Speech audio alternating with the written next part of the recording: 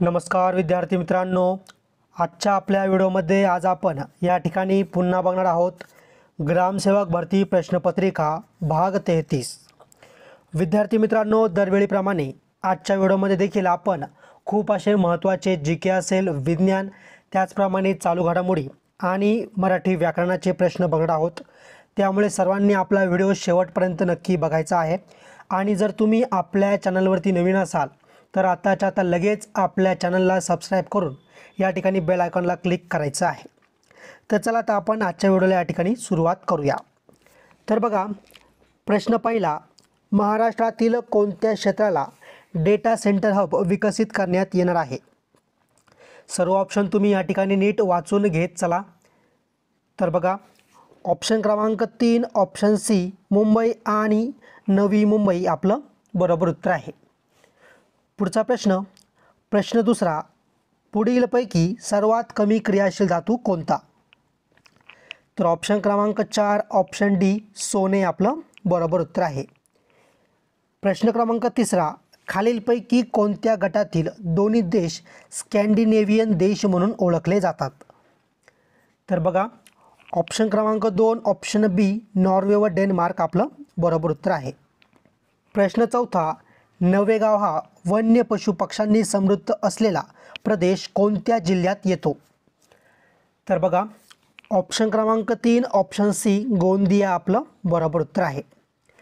प्रश्न क्रमांक 5 बघा, महाराष्ट्र राज्यात किती नवीन तांत्रिक वस्त्रोद्योग पार्क स्थापन करण्यात येणार आहेत? तर ऑप्शन क्रमांक 2 ऑप्शन बी 6 आपलं बरोबर उत्तर आहे। प्रश्न क्रमांक 6 बघा, आंतरराष्ट्रीय न्यायालयाचे मुख्यालय कोणत्या ठिकाणी आहे? तर ऑप्शन क्रमांक 1 ऑप्शन ए हेग आपलं बरोबर उत्तर आहे। प्रश्न क्रमांक 7 बघा, महाराष्ट्रातील स्थानिक स्वराज्य संस्थेच्या निवडणुकांची जबाबदारी कोणावर आहे? तर बघा, ऑप्शन क्रमांक 2 ऑप्शन बी राज्य निवडणूक आयोग आपलं बरोबर उत्तर आहे। प्रश्न क्रमांक 8, एकलहरे हे औष्णिक विद्युत केंद्र कोणत्या जिल्ह्यात आहे? तर ऑप्शन क्रमांक 3 ऑप्शन सी नाशिक जिल्ह्यात आहे। प्रश्न क्रमांक 9 बघा, अखिल भारतीय सेवा निर्माण करण्याचा अधिकार कोणाला आहे? तर ऑप्शन क्रमांक 2 ऑप्शन बी राज्यसभा आपलं बरोबर उत्तर आहे। प्रश्न क्रमांक 10 बघा, हवेतील सर्वात मोठा भाग कोणत्या वायूचा असतो? तर बघा, ऑप्शन क्रमांक 1 ऑप्शन ए नायट्रोजन आपलं बरोबर उत्तर आहे। प्रश्न क्रमांक 11 बघा, खालीलपैकी कोणते शहर कालव्यांचे शहर म्हणून ओळखले जाते? तर ऑप्शन क्रमांक 4 ऑप्शन डी व्हेनिस आपलं बरोबर उत्तर आहे। प्रश्न क्रमांक 12, खालीलपैकी कोणत्या शास्त्रज्ञास भारतीय अणुयुगाचे जनक मानले जाते? तर ऑप्शन क्रमांक 4 option D doctor Homi Bhabha आपलं बरोबर उत्तर आहे। प्रश्न क्रमांक 13 बघा, खालीलपैकी कोणते शहर भारतातील विज्ञान शहर म्हणून ओळखले जाते? तर बघा, ऑप्शन क्रमांक 1 ऑप्शन ए लुधियाना आपलं बरोबर उत्तर आहे। प्रश्न क्रमांक 14 बघा, सर्व बँकांच्या चेकवरील आयकर नंबर कशाच्या मदतीने वाचतात? तर ऑप्शन क्रमांक 2 ऑप्शन बी MICR आपलं बरोबर उत्तर आहे। प्रश्न क्रमांक 15 बघा, कोणत्या राज्यातील राष्ट्रीय सीमा शुल्क अप्रत्यक्ष कर व अंमली पदार्थांच्या अकादमीचे उद्घाटन PM नरेंद्र मोदी यांच्या हस्ते करण्यात आले आहे?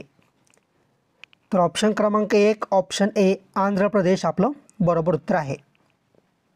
प्रश्न क्रमांक 16 बघा, त्या राजाला मुकुट शोभतो या वाक्यातील कर्ता ओळखा। तर बघा, शोभणारा कोण आहे? तर मुकुट आहे, म्हणजे या ठिकाणी मुकुट हा काय असेल तर कर्ता आहे। प्रश्न क्रमांक 17 बघा, खालील वाक्यातील अधोरेखित शब्दाची शब्दजात सांगा। आमच्या गावात बरेच पाटील आहेत। बरेच पाटीलच्या खाली काय तर अंडरलाईन केली किंवा हा शब्द अधोरेखित केलेला आहे। तर बघा, ऑप्शन क्रमांक 3 ऑप्शन सी सामान्य नाम आपलं बरोबर उत्तर आहे। प्रश्न क्रमांक 18 बघा, राधा घाईघाईने खात होती या वाक्यातील क्रियापदाचा प्रकार शोधा। तर ऑप्शन क्रमांक 2 ऑप्शन बी अकर्मक क्रियापद आपलं बरोबर उत्तर आहे। प्रश्न क्रमांक 19, झोपला या शब्दाची खालील पर्यायातून जात ओळखा. तर बघा ऑप्शन क्रमांक 2 ऑप्शन बी क्रियापद आपलं बरोबर उत्तर आहे. प्रश्न क्रमांक 20 बघा, ही पहा बस आली या वाक्यातील काळ कोणता. तर बघा ऑप्शन क्रमांक 3 ऑप्शन सी अपूर्ण वर्तमान काळ. प्रश्न क्रमांक 21 तेव्हा हे कोणत्या प्रकारचे उभयान्वयी अवयव आहे. तर बघा ऑप्शन क्रमांक 4 ऑप्शन डी परिणाम बोधक आपलं बरोबर उत्तर आहे.